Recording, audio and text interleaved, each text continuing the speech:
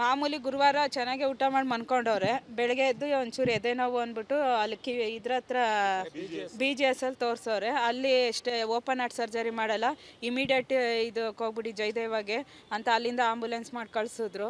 ನಾವು ಬಂದ್ವಿ, ಇಲ್ಲ ಆ ಬೆಡ್ ಇಲ್ಲ ಈ ಬೆಡ್ ಇಲ್ಲ, ಹಂಗೆ ಹೆಂಗೋ ಬೆಡ್ ಕೊಟ್ಟರು.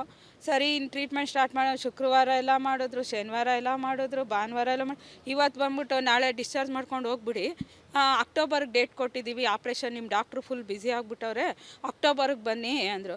ನಾನು ಹಂಗೋ ಅಕ್ಟೋಬರ್ವರೆಗೂ ಏನು ಹೆಂಗಿರೋದು ಅಂದರೆ, ಇಲ್ಲ ಟ್ಯಾಬ್ಲೆಟ್ಸ್ ಕೊಡ್ತೀವಲ್ಲ ಚೆನ್ನಾಗಿರ್ತಾರೆ, ಏನು ತೊಂದರೆ ಆಗೋದಿಲ್ಲ, ಏನಿಲ್ಲ, ಅಕ್ಟೋಬರ್ಗೆ ಬನ್ನಿ ಅಂದರು. ನಾವು ಹಂಗೆ ಏನು ಬಡವ್ರಿಗೆ ಇದಕ್ಕೆ ಜೀವಕ್ಕೆ ಬೆಲೆನೇ ಇಲ್ವಾ? ವಯಸ್ಸಾಗೈತೆ ಹೋಗಲಿ, ವಯಸ್ಸಾಗಿದೆ, ಶುಗರ್ ಇದೆ, ಎಲ್ಲ ಗೊತ್ತು ಅವ್ರಿಗೆ. ಬಂದು ಒಂದು ಟೆಸ್ಟ್ ಮಾಡಲಿಲ್ಲ, ಒಂದು ಇದು ಮಾಡಲಿಲ್ಲ, ಒಂದು ICU ಅಲ್ಲಿ ಇಡಲಿಲ್ಲ, ಮಾಮೂಲಿ ರೂಮಲ್ಲೇ ಇಟ್ಟರು. ನಾಳೆ ಕರ್ಕೊಂಡು ಹೋಗ್ಬಿಡಿ ಅಂದರು. ಈಗ ಊಟ ಮಾಡಿ ಚೆನ್ನಾಗೇ ಮನ್ಕೊಂಡ್ರು. ಒಂಚೂರು ನೋವು ಬಂತು, ಹಿಂಗೆ ನೀವು ಬಿಟ್ಟು ಆಶಾಶ ನೀವೇ ಅಂತು. ನೀವ್ದು ಸಿಸ್ಟ್ರನ್ನ ಕರೆದೆ ICU ಕರ್ಕೊಂಡೋದ್ರು.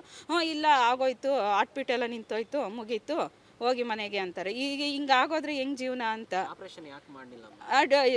ಡಾಕ್ಟ್ರು ಅಕ್ಟೋಬರ್ವರೆಗೂ ಬ್ಯುಸಿ ಅಂತೆ. ಆ ಡಾಕ್ಟ್ರು, ಅಯ್ಯಪ್ಪನ ಹೆಸರು ಏನು ಗೊತ್ತೋ, ಅವ್ನ ಮುಖನೂ ನಾವು ನೋಡಿಲ್ಲ. ಸರ್ಜರಿ ಡಾಕ್ಟ್ರ್ ಅಂತೆ ಅಯ್ಯಪ್ಪ, ಸರ್ಜರಿ ಅಂತೆ.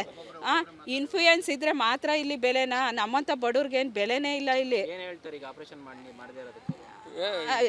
ಮಾಡ್ತಿದ್ದೋ ನಾವು ಅಕ್ಟೋಬರ್ವರೆಗೂ. ಯಾರ್ದು ಒಬ್ರು ಆಟಿಂದಂಗೆ ಇನ್ನೊಬ್ರು ಆಟಿರಲ್ಲ, ಅದಕ್ಕೆ ನಾವೇನು ಮಾಡೋಕ್ಕಾಗ್ತದೆ? ನಮ್ಗೆ ಇನ್ನೂವರೆಗೂ ಏನು ಡಾಕ್ಟ್ರ್ ನಮ್ಮ ಹತ್ರ ಮಾತಾಡಿಲ್ಲ. ಇವ್ರಿಗೆ ಎಮರ್ಜೆನ್ಸಿನೇ 3 ಕಟ್ಕೊಂಡಿತ್ತಂತೆ, 3 ಪೈಪು. ನಮ್ಗೆ ಅದ್ರ ಬಗ್ಗೆ ಏನೂ ಗೊತ್ತಿಲ್ಲ. 3 ಪೈಪ್ ಕಟ್ಕೊಂಡಿತ್ತು, ಮತ್ತು 70 ವರ್ಷ ಆಗೈತೆ ಅಂಥವ್ರಿಗೆ ಇವರು ICU ಅಲ್ಲಿ ಇಟ್ಟು ಟ್ರೀಟ್ಮೆಂಟ್ ಕೊಟ್ಟು ಆಪ್ರೇಷನ್ ಮಾಡಬೇಕು ತಾನೆ. ಅದು ಎಷ್ಟು ದುಡ್ಡು ಆಗುತ್ತೋ ಅದನ್ನ ಇವಾಗ ಕೋಟಿ ಕೊಟ್ಟರು ಬದುಕ್ತಾರ ಅವರು? ಈಗ ನಮ್ಮ ಜೀವನನೇ ಹಾಳಾಯ್ತಲ್ಲ, ಈಗ ಯಾರಿದ್ದಾರೆ ಹೇಳಿ? ಮಾಮೂಲಿ ಗುರುವಾರ ಚೆನ್ನಾಗಿ ಊಟ ಮಾಡಿ ಮನ್ಕೊಂಡವ್ರೆ. ಬೆಳಗ್ಗೆ ಎದ್ದು ಒಂಚೂರು ಎದೆ ನೋವು ಅಂದ್ಬಿಟ್ಟು ಅಲ್ಲಿ ಇದ್ರ ಹತ್ರ BGS ಅಲ್ಲಿ ತೋರಿಸೋರೆ. ಅಲ್ಲಿ ಅಷ್ಟೇ ಓಪನ್ ಹಾರ್ಟ್ ಸರ್ಜರಿ ಮಾಡಲ್ಲ, ಇಮಿಡಿಯೇಟ್ ಇದಕ್ಕೆ ಹೋಗ್ಬಿಡಿ ಜಯದೇವಾಗೆ ಅಂತ ಅಲ್ಲಿಂದ ಆಂಬುಲೆನ್ಸ್ ಮಾಡಿ ಕಳಿಸಿದ್ರು. ನಾವು ಬಂದ್ವಿ, ಇಲ್ಲ ಆ ಬೆಡ್ ಇಲ್ಲ ಈ ಬೆಡ್ ಇಲ್ಲ, ಹಂಗೆ ಹೆಂಗೋ ಬೆಡ್ ಕೊಟ್ಟರು. ಸರಿ ಇನ್ನು ಟ್ರೀಟ್ಮೆಂಟ್ ಸ್ಟಾರ್ಟ್ ಮಾಡೋ ಶುಕ್ರವಾರ ಎಲ್ಲ ಮಾಡಿದ್ರು, ಶನಿವಾರ ಎಲ್ಲ ಮಾಡಿದ್ರು, ಭಾನುವಾರ ಎಲ್ಲ ಮಾಡಿ ಇವತ್ತು ಬಂದ್ಬಿಟ್ಟು ನಾಳೆ ಡಿಸ್ಚಾರ್ಜ್ ಮಾಡ್ಕೊಂಡು ಹೋಗ್ಬಿಡಿ, ಅಕ್ಟೋಬರ್ಗೆ ಡೇಟ್ ಕೊಟ್ಟಿದ್ದೀವಿ, ಆಪ್ರೇಷನ್ ನಿಮ್ಮ ಡಾಕ್ಟ್ರು ಫುಲ್ ಬ್ಯುಸಿ ಆಗಿಬಿಟ್ಟವ್ರೆ, ಅಕ್ಟೋಬರ್ಗೆ ಬನ್ನಿ ಅಂದರು. ನಾನು ಹಂಗೋ ಅಕ್ಟೋಬರ್ವರೆಗೂ ಏನು ಹೆಂಗಿರೋದು ಅಂದರೆ, ಇಲ್ಲ ಟ್ಯಾಬ್ಲೆಟ್ಸ್ ಕೊಡ್ತೀವಲ್ಲ ಚೆನ್ನಾಗಿರ್ತಾರೆ, ಏನು ತೊಂದರೆ ಆಗೋದಿಲ್ಲ, ಏನಿಲ್ಲ, ಅಕ್ಟೋಬರ್ಗೆ ಬನ್ನಿ ಅಂದರು. ನಾವು ಹಂಗೆ ಏನು ಬಡವ್ರಿಗೆ ಇದಕ್ಕೆ ಜೀವಕ್ಕೆ ಬೆಲೆನೇ ಇಲ್ವಾ? ವಯಸ್ಸಾಗೈತೆ ಹೋಗಲಿ, ವಯಸ್ಸಾಗಿದೆ, ಶುಗರ್ ಇದೆ, ಎಲ್ಲ ಗೊತ್ತು ಅವ್ರಿಗೆ. ಬಂದು ಒಂದು ಟೆಸ್ಟ್ ಮಾಡಲಿಲ್ಲ, ಒಂದು ಇದು ಮಾಡಲಿಲ್ಲ, ಒಂದು ICU ಅಲ್ಲಿ ಇಡಲಿಲ್ಲ, ಮಾಮೂಲಿ ರೂಮಲ್ಲೇ ಇಟ್ಟರು. ನಾಳೆ ಕರ್ಕೊಂಡು ಹೋಗ್ಬಿಡಿ ಅಂದರು. ಈಗ ಊಟ ಮಾಡಿ ಚೆನ್ನಾಗೇ ಮನ್ಕೊಂಡ್ರು. ಒಂಚೂರು ನೋವು ಬಂತು, ಹಿಂಗೆ ನೀವು ಬಿಟ್ಟು ಆಶಾಶ ನೀವೇ ಅಂತು. ನೀವ್ದು ಸಿಸ್ಟ್ರನ್ನ ಕರೆದೆ ICU ಕರ್ಕೊಂಡೋದ್ರು. ಇಲ್ಲ ಆಗೋಯ್ತು, ಹಾರ್ಟ್ ಎಲ್ಲ ನಿಂತೋಯ್ತು, ಮುಗೀತು, ಹೋಗಿ ಮನೆಗೆ ಅಂತಾರೆ. ಈಗ ಹಿಂಗೆ ಆಗೋದ್ರೆ ಹೆಂಗೆ ಜೀವನ ಅಂತ.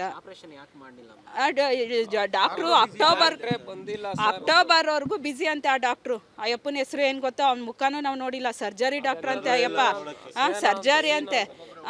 ಇನ್ಫ್ಲೂಯೆನ್ಸ್ ಇದ್ರೆ ಮಾತ್ರ ಇಲ್ಲಿ ಬೆಲೆನಾ? ನಮ್ಮಂಥ ಬಡವ್ರಿಗೇನು ಬೆಲೆನೇ ಇಲ್ಲ ಇಲ್ಲಿ. ಮಾಡ್ತಿದ್ದೋ ನಾವು ಅಕ್ಟೋಬರ್ವರೆಗೂ. ಯಾರ್ದು ಒಬ್ರು ಆಟಿಂದಂಗೆ ಇನ್ನೊಬ್ರು ಆಟಿರಲ್ಲ, ಅದಕ್ಕೆ ನಾವೇನು ಮಾಡೋಕ್ಕಾಗ್ತದೆ? ನಮ್ಗೆ ಇನ್ನೂವರೆಗೂ ಏನು ಡಾಕ್ಟ್ರ್ ನಮ್ಮ ಹತ್ರ ಮಾತಾಡಿಲ್ಲ.